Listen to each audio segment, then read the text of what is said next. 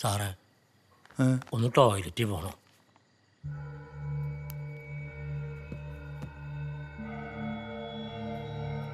സാറേ ഇയാളിതെവിടെ പോയി?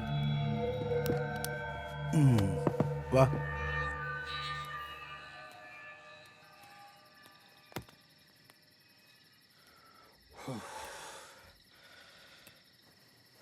സന്തോഷിന്റെ കാര്യം ഒരു പിടിയില്ല.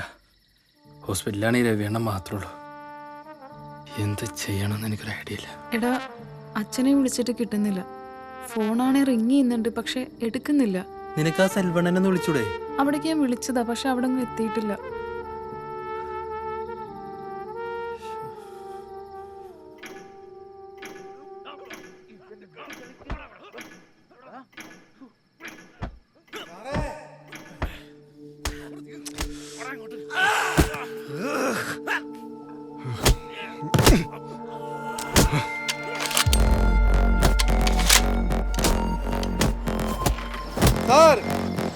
അയാൾ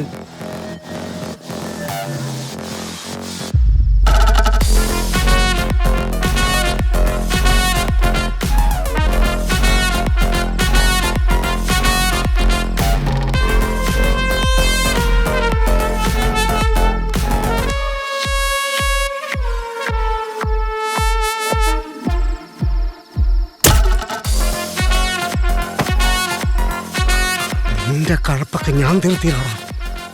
ഈ നായിന്റെ മോനെടുത്ത് സ്റ്റോർ റൂമിലിട്.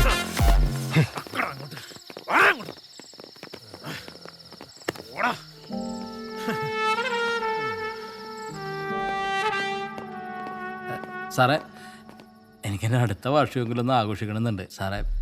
ഇവിടെ നിന്നാൽ എനിക്കത് പറ്റുമെന്ന് തോന്നണില്ല സാറേ. എന്നെ എങ്ങനെയെങ്കിലും ഒന്ന് ഒഴിവാക്കി ഞാൻ നടന്നിറങ്ങി പോയിക്കോളാം സാറേ. അങ്ങനെ നീ മാത്രമായിട്ട് ഇപ്പം ആഘോഷിക്കണ്ട, നമുക്കെല്ലാവർക്കും കൂടെ ഒരുമിച്ച് ആഘോഷിക്കാം. അയ്യോ സാറേ, ഇവരെല്ലാവരും എനിക്ക് സ്റ്റോർ റൂമിൽ കിട്ടണം. സാറേ ഞാൻ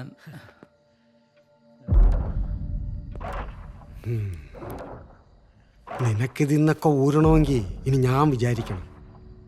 ഈ രാത്രി ഞാനൊന്ന് ആഘോഷിക്കാൻ പോവുക. അതൊന്ന് കളറാക്കാൻ നിന്റെ ബാൻഡ് ടീമിനെ ഇവിടെ വേണം. ഈ സമയത്ത് വിളിച്ചാൽ അവർ വരില്ല സാറേ. നീ വിളിച്ചാൽ ഏത് നട്ടപ്പാരയ്ക്ക് അവന്മാർ പറന്നു വരും.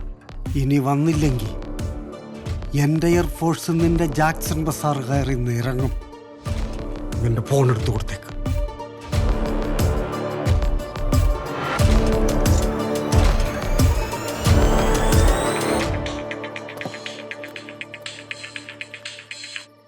ഹലോ, രമേശിന് എങ്ങനെയുണ്ട്?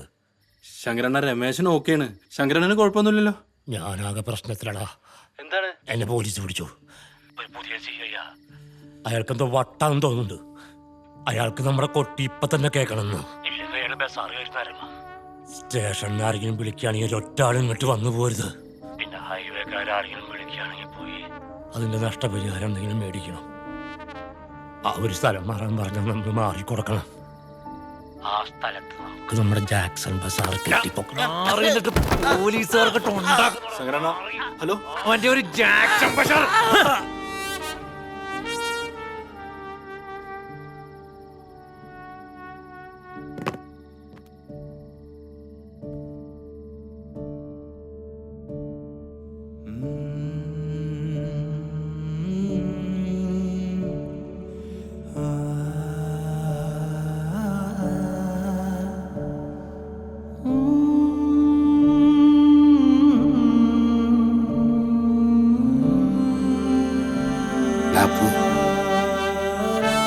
എത്ര കാലം നമ്മളിങ്ങനെ ഓടുന്നു?